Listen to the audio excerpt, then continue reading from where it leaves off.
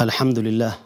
والصلاة والسلام على سيدنا رسول الله وعلى آله وأصحابه ومن والاه. اللهم صل وسلم على سيدنا محمد مفتاح باب رحمة الله عدد ما في علم الله صلاة وسلاما دائمين بدوام ملك الله وعلى آله وصحبه في كل لحظة ألف مرة. سبحانك لا علم لنا إلا ما علمتنا إنك أنت العليم الحكيم. رب اشرح لي صدري ويسر لي أمري واحلل عقدة من لساني يفقه قولي. اللهم صل وسلم على سيدنا محمد لسانه فصيحة وريقه شفاء. Amma ba'du, ndugu wapenzi watazamaji, tukiendelea na silsila yetu ya milango ya khairi iliyomo ndani ya mwezi mtukufu wa Ramadhani, mwezi ambao Mola Subhanahu wa Ta'ala ametuletea ili tuweze kufaidika nao, nasi la zaidi ni kusimama na kufanya bidii, na huku tukimwomba Mola wetu Subhanahu wa Ta'ala atujalie tuwe ni miongoni mwa wale waja ambao Mola Subhanahu wa Ta'ala ameweza kuwafikia kuweza kuokota khairi kama hizi ambazo kwamba ni nyingi ziliomo ndani ya mwezi mtukufu wa Ramadhani. Innahu ala ma yasha'u qadir wa bil ijabati jadir. Miongoni mwa milango ya khairi iliyomo ndani ya mwezi mtukufu wa Ramadhani ni pale unaposimama na kumuhimidi Mwenyezi Mungu Subhanahu wa Ta'ala na kumshukuru Mola Subhanahu wa Ta'ala wakati unapokamilisha saumu yako, na bil khusus wakati unapoweka chochote katika riziki ya Mwenyezi Mungu Subhanahu wa Ta'ala katika mdomo wako baada ya kumeza, kama ni chakula ama kama ni kinywaji vile vile ukaweza kumuhimidi Mola Subhanahu wa Ta'ala kwa chakula kama kile. Jambo la kumshukuru Mwenyezi Mungu Subhanahu wa Ta'ala baada ya kula au baada ya kunywa ni jambo ambalo wengi katika Waislamu wamelihimili jambo kama hili, mpaka kufikia hadi ya kuwa mtu anaona kwamba yeye kula ni jambo la kawaida ama yeye kunywa ni jambo la kawaida, wala haoni kwamba hii ni neema ya kutoka kwa Mwenyezi Mungu Jalla Jalaluhu wa Ta'ala fi ulah, ikampelekea yeye baada ya kula au baada ya kunywa akasimama na kuinua mikono miwili na kumuhimidi Mola wake Subhanahu wa Ta'ala, baada ya kuwa Mola Jalla Jalaluhu wa Ta'ala fi ulah amempa neema ya kushiba kupitia kwa chakula na neema ya kuondoa kiu baada ya kunywa maji ama kunywa kinywaji chochote, ambapo kabla ya neema kama hiyo inakuwa Mola Subhanahu wa Ta'ala amempa neema ya kuweza kusikia njaa. Muislamu anaona wakati anaposhikwa na njaa yeye ile inakuwa ni neema au inakuwa ni adhabu kwake yeye, lakini la,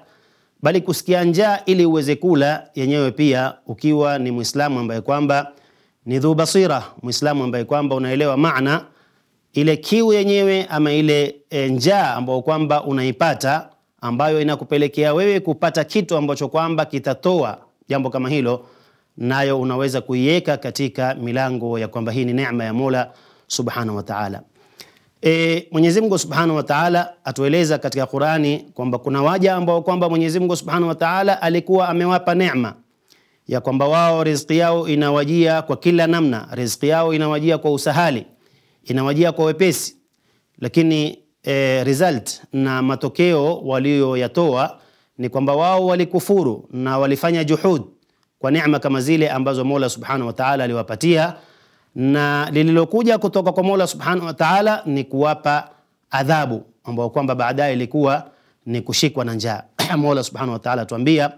وضرب الله مثلا قرية كانت آمنة مطمئنة يأتيها رزقها رغدا من كل مكان فكفرت بأنعم الله فأذاقها الله لباس الجوع والخوف بما كانوا يصنعون.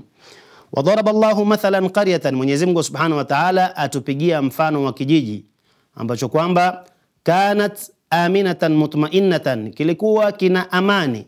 ya nyoyo, kilikuwa kina amani na usalama, kilikuwa kina utulivu, na baada ya hapo yatiha rizquha ragadan min kulli makan. Kijiji kama hiko ambapo maksudio ni watu waliokuwa hapo walikuwa wakipata riziki zao kwa wepesi, na riziki zilikuwa zikimiminika kutoka kwa pande zote. Fakafarat bi an'amillahi, walilofanya watu kama hao ni kukufuru neema za Mwenyezi Mungu Subhanahu wa Ta'ala alizokuwa akiwapa. basi Mwenyezi Mungu Subhanahu wa Ta'ala naye kuwapiga kiboko na kuwapiga kichapo ambacho kwamba ilikuwa ni adhabu. Mola Subhanahu wa Ta'ala anasema faadhaqaha Allahu libasa al-ju'i wal khawfi, Mwenyezi Mungu Subhanahu wa Ta'ala akavalisha kijiji kama kile, manake vazi la njaa na vazi la khawf na vazi la kicho, bima kanu yasnaun, kwa sababu ya malipo ya yale ambayo kwamba walikuwa wamefanya. Ashahid wal khulasa, mtazamaji wetu, ni kwamba katika milango ya khairi iliyoko ndani ya mwezi mtukufu wa Ramadhani ni uweke katika mbele ya macho yako kwamba mimi mbali na neema zote na khairi zote ambazo kwamba niko nazo katika mwezi mtukufu wa Ramadhani,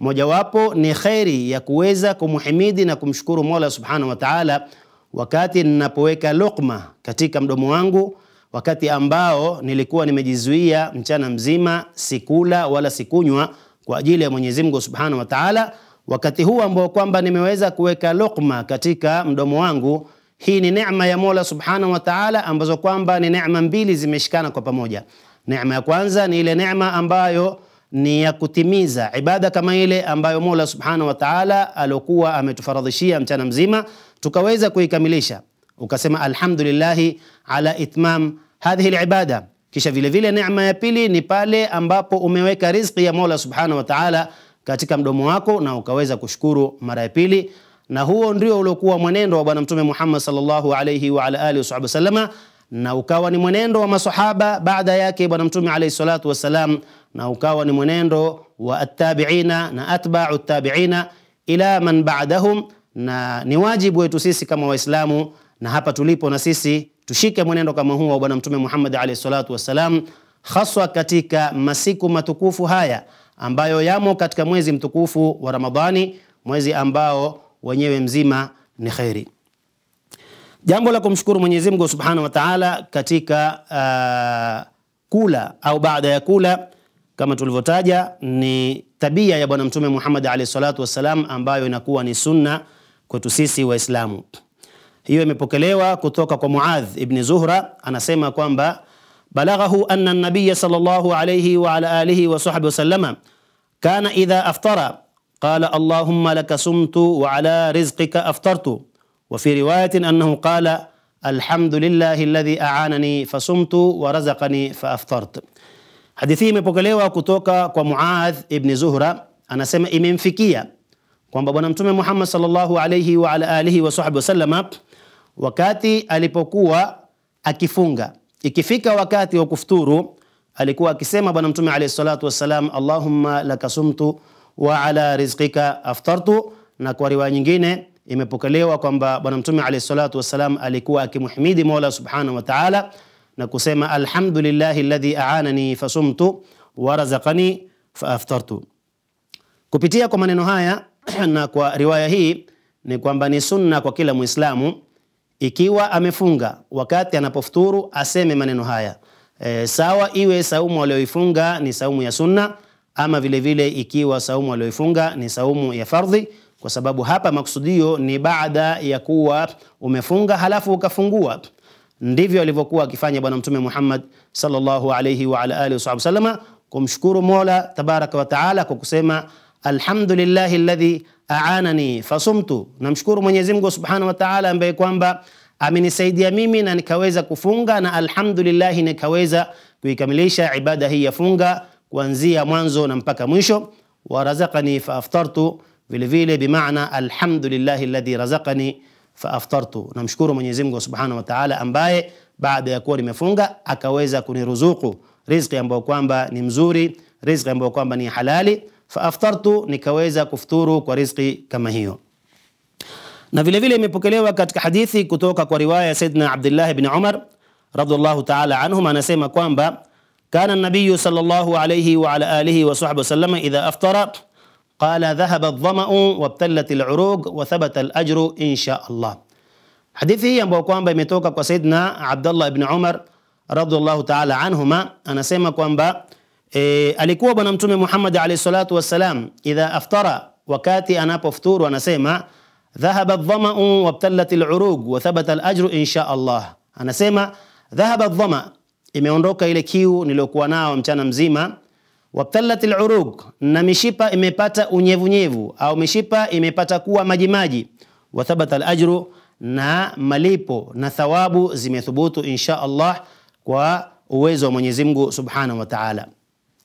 Haya yote yanatufahamisha sisi kwamba Bwana Mtume Muhammad alayhi salatu wassalam alikuwa ni abdan shakura, ni mja ambaye kwamba daiman alikuwa akijilazimisha na akijifungamanisha na ibada ya kumshukuru Mola Subhanahu wa Ta'ala. Ndio utaona katika kila taharukati zake na katika kila khatawati zake alikuwa alayhi salatu wassalam akimshukuru Mwenyezi Mungu Subhanahu wa Ta'ala kwa kila jambo ambalo kwamba alikuwa nalo sallallahu alayhi wa ala alihi wasallam. Kwa hiyo kwa hadithi hii ya Saidina Abdullah ibn Umar, Bwana Mtume Muhammad alayhi salatu wassalam anaeleza ile hali ambayo kwamba alikuwa nayo na hali ambayo kwamba yuko nayo sasa, lakini maksudio katika mazungumzo hayo ni kumshukuru na kumhimidi Mola Subhanahu wa Ta'ala, na vile vile ndani yake kuna dua ya kumwomba Mwenyezi Mungu Subhanahu wa Ta'ala kama tutakavyoelezea. Dhahaba adh-dhama'u, manake kiu imeondoka, kiu ambayo kwamba ilikuwa umekaa nayo kwa ajili ya saumu uliokuwa umefunga tangu mchana na mpaka kufikia jua kuzama. Wabtallatil urugu, na mishipa imepata unyevunyevu au mishipa imepata kuwa majimaji baada ya kuwa ilikuwa imekauka kupitia kwa al-imsak ambao kwamba ulikuwa nayo tangu mchana mzima, ukawa umejizuia kutokamana na kula, ukawa umejizuia kutokamana na kunywa. Saa hii ibtallat, imepata unyevunyevu, manake ule ukavu na uyabis umeondoka. Wa thabata al-ajru insha Allah. Bwana Mtume alayhi salatu wasalam anasema hapa kwamba vile vile baada ya kuwa nimepata kitu ambacho kwamba kimenivunjia ile saumu, mwisho thabata al-ajru, na malipo ambayo Mwenyezi Mungu Subhanahu wa Ta'ala ameahidi yamepatikaniwa. Wanazuoni wanasema kwamba hapa katika neno hili la thabata al-ajru, kwamba malipo yamethubutu, ni moja kati ya mambo mawili. Jambo la kwanza ni kupitia kwa zile ad'iya ambazo kwamba Bwana Mtume Muhammad alayhi salatu wasalam alikuwa akizisoma kwa wingi sana wakati inapokuwa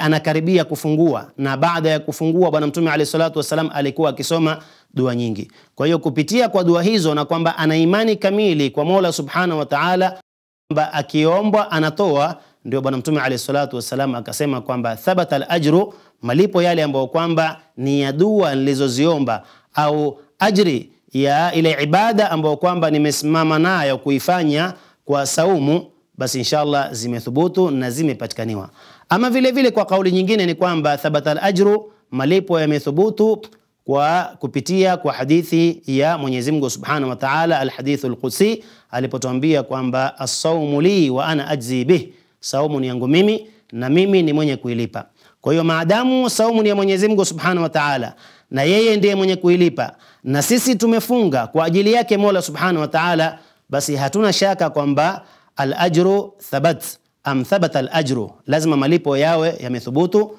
kwa sababu inna Allaha la yukhlifu al-mi'ad, Mwenyezi Mungu Subhanahu wa Ta'ala hakhalifu wa'di wake. Wakati anapoahidi jambo kwamba Muislamu atakapofanya jambo fulani basi na yeye atamlipa kitu fulani, ni wajib wakati Muislamu anapofanya, Mola Subhanahu wa Ta'ala hakhalifu wa'di wake. Naam. Katika mlango huu, haswa katika mlango wa dua na himdi za Bwana Mtume Muhammad alayhi salatu wassalam, baada ya kufuturu zimekuja riwaya tofauti tofauti kama ambavyo tumezitaja, na vile vile kuna riwaya zingine ambazo kwamba zimekuja ambazo wakati hautoturuhusu kuzitaja zote, lakini tutataja kwa khulasa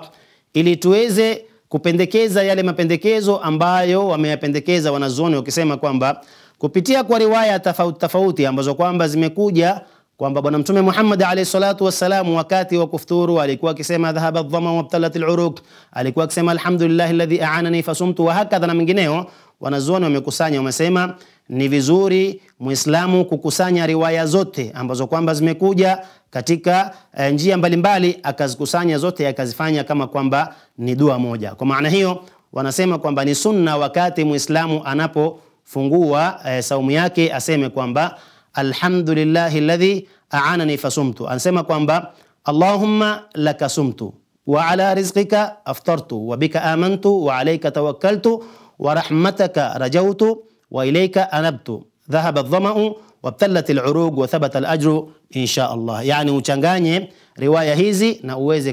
kuzisoma zote kwa pamoja. Allahumma laka sumtu wa ala rizqika aftartu wa bika amantu wa alayka tawakkaltu wa rahmataka rajautu wa ilayka anabtu dhahaba adh-dhama'u wa ibtalat al-urugu wa thabata al-ajru insha Allah, ili uweze kupata riwaya zote na uweze kupata sunna zote za Bwana Mtume Muhammad alayhi salatu wassalam katika kufanya sunna kama hii ya kumhimidi Mwenyezi Mungu Subhanahu wa Ta'ala wakati wa kula, na bil khusus wakati unapokuwa umefunga na kufungua saumu.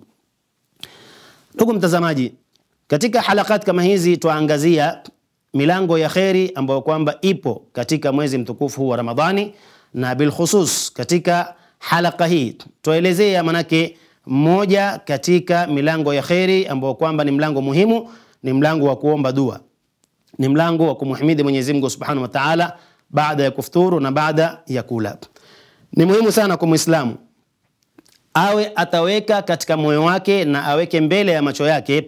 kwamba mimi katika ibada hii ambayo ni ibada muhimu, ibada ambayo mwisho wake imechukuliwa na Mwenyezi Mungu Subhanahu wa Ta'ala kwamba yeye ndiye mwenye kuilipa, yani kuonesha umuhimu wake na kuonesha adhama ya ibada kama hii. Kwa hiyo mimi wakati napofikia